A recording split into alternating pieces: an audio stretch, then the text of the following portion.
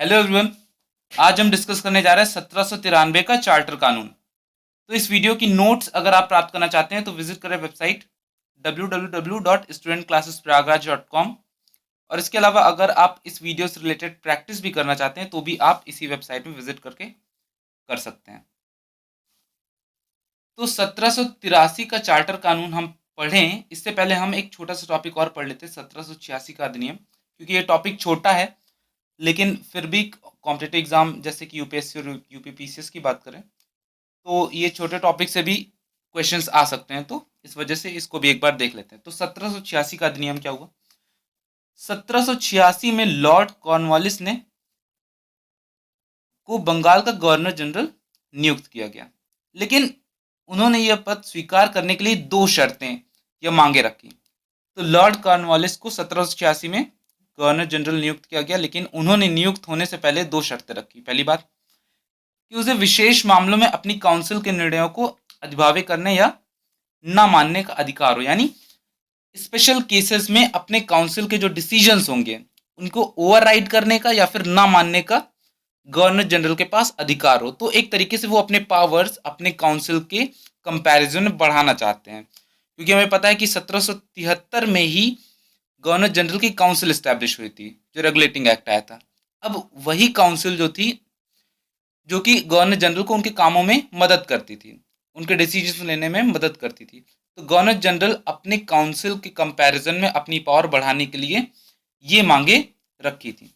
दूसरी बात, उसे सेनापति अथवा कमांडर इन चीफ का पद भी दिया जाए। तो ये दो बातें हैं 1786 का अधिनियम। अब हम बात करते हैं 1783 का चार्टर एक्ट। तो ये चार्टर कानून है क्या? तो इसकी निम्नलिखित विशेषताएं थी, इसकी स्पेशलिटीज क्या थी, ये हम देखते हैं। तो इसने लॉर्ड कॉर्नवालिस को दी गई काउंसिल के निर्णयों को के ऊपर अधिभावी शक्ति को भविष्य के सभी गवर्नर जनरलों एवं प्रेसिडेंसियों के गवर्नर तक विस्तारित कर दिया। मतलब जो लॉर्ड कॉर्नवालिस को पावर्स थी कि वो अपने गवर्नर जनरल कि वो अपने काउंसिल मेंबर्स के डिसीजन को ओवरराइड कर सके, ये जो पावर थी वो भविष्य के सभी गवर्नर जनरल और प्रेसिडेंसियों के गवर्नर को एक्सपैंड कर दी गई, विस्तारित कर दी गई। इसने गवर्नर जनरल को अधीनस्थ बॉम्बे और मद्रास प्रेसिडेंसी की सरकारों के ऊपर अधिक नियंत्रणकारी शक्ति प्रदान की।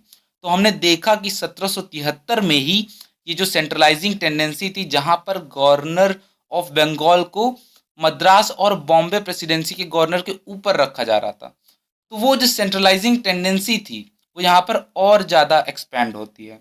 यहाँ पर जो गवर्नर जनरल है उसे बॉम्बे और मद्रास प्रेसिडेंसी की सरकारों के ऊपर नियंत्रणकारी शक्ति प्रदान की गई, यानी अब वो और अच्छे से मद्रास और बॉम्बे के प्रेसिडेंसीज को कंट्रोल कर सकता है। यानी जो पावर का सेंट्रलाइजेशन हो रहा है फिर से बंगाल की तरफ हो रहा है। ऑल ओवर इंडिया एक centre of power east India company का बन रहा था, वो था बंगाल।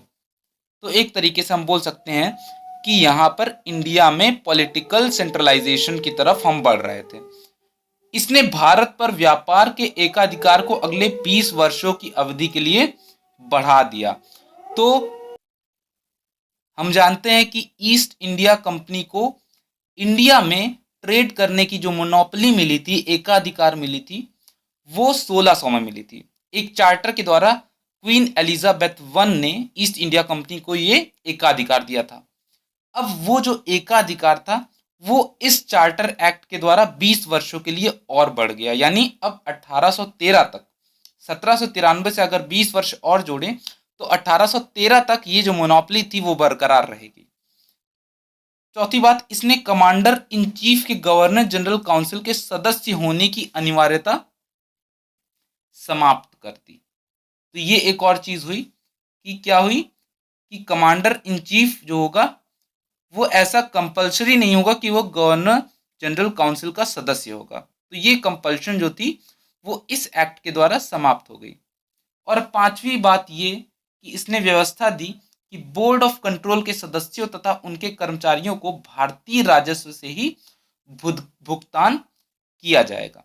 यानी जो भारत का रिवेन्यू है, भारत का जो राजस्व है, उसी से बोर्ड ऑफ कंट्रोल के सदस्य तथा उनके कर्मचारियों को भुगतान किया जाएगा। अब एक क्वेश्चन ये है कि बोर्ड ऑफ कंट्रोल जो बॉडी है वो किस एक्ट के द्वारा बनाई गई थी, ये आप कमेंट बॉक्स पर लिख के बताइए। क्योंकि बोर्ड ऑफ कंट्रोल अभी रिसेंटली एक एक्ट मैंने वीडियो डाला तो उसी एक्ट में ये बोर्ड ऑफ कंट्रोल नाम की बॉडी बनाई गई थी। तो ये आप कमेंट बॉक्स में लिख कर बताइए कि बोर्ड ऑफ कंट्रोल किस एक्ट के द्वारा बनाई गई थी, क्योंकि इसी तरीके से हम रिवाइज करते रहेंगे इन सेशंस के द्वारा कि ये बॉडी जैसे है तो किस एक्ट के द्वारा है, तो इससे आपका भी रिवीजन होता रहेगा।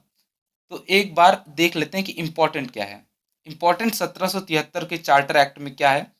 पहली बात ये कि सेंट्रलाइजिंग टेंडेंसी देखी गई, बंगाल को और ज़्यादा कंट्रोलिंग पावर्स दी गई, किसके ऊपर, बॉम्बे और मद्रास के ऊपर। दूसरी जो इम्पोर्टेंट बात ये है कि मोनोपोली जो थी, मोनोपोली जो है ट्रेडिंग राइट्स की, वो 20 वर्षों के लिए बढ़ा दी गई। तो ये दो इम्पॉर्टेंट चीज़ें हैं 1773 के चार्टर कानून के बारे में। अगर आप कुछ ध्यान करना चाहते हैं, याद करना चाहते हैं कॉम्पिटिटिव एग्जाम के लिए, तो ये दो बातें बहुत ज़रूरी हैं कि अपने दिमाग में बैठा लीजिए। पहली बात कि मोनोपोली 20 वर्षों के लिए बढ़ा दी गई, और दूसरी बात बंगाल को मद्रास और बॉम्बे के कंपैरिजन में ज़्यादा पावर्स दी गई। तो इसी के साथ ये एक्ट ख़त्म होता है और हम धीरे धीरे करके और भी बाकी एक्ट्स ख़त्म करेंगे। तो अगर आपको वीडियो अच्छा लगा तो आप शेयर और सब्सक्राइब ज़रूर करिए। इसके अलावा आप हमें सपोर्ट कर सकते हैं ज्वाइन बटन के थ्रू, और एक मिनिमम अमाउंट हमने रखा है 29 रुपीज़ पर मंथ। और अगर आप हमें वन टाइम पेमेंट जो कि आप अगर करेंगे तो हमें बहुत अच्छा लगेगा, और इस तरीके का जो हम फ्री कोर्सेज आपके लिए अवेलेबल करा रहे हैं वो हम आगे भी बेहतर तरीके से कराते रहेंगे। तो UPI है SCPN@UPI और SCPN@Kotak। इसके अलावा मोस्ट इंपॉर्टेंट चीज़, पेड कोर्सेज ज्वाइन बटन पे जो चल रहे हैं, जहाँ पर हम 6000 प्लस क्वेश्चंस करा रहे हैं, GS मैथ रीजनिंग के, जो कि कॉम्पिटिटिव एग्जाम में आ चुके हैं और आते रहे हैं, और जो क्वालिटी क्वेश्चंस हैं। तो आप इस कोर्स को ज्वाइन करना मत भूलिएगा, और एक बार ज़रूर अपने आप को इनरोल करके देखिएगा कि आप किस तरीके से इस बैच का फ़ायदा उठा पा रहे हैं। So please hurry up and join this batch. I strongly recommend this batch. सिर्फ 1 महीने के लिए आप ज्वाइन करिए, उसके बाद अपने आप खुद अपने अंदर आप इंप्रूवमेंट देखेंगे और ज्वाइन करेंगे। तो इसी के साथ ये वीडियो समाप्त होता है। विल मीट नेक्स्ट टाइम, तब तक के लिए बाय।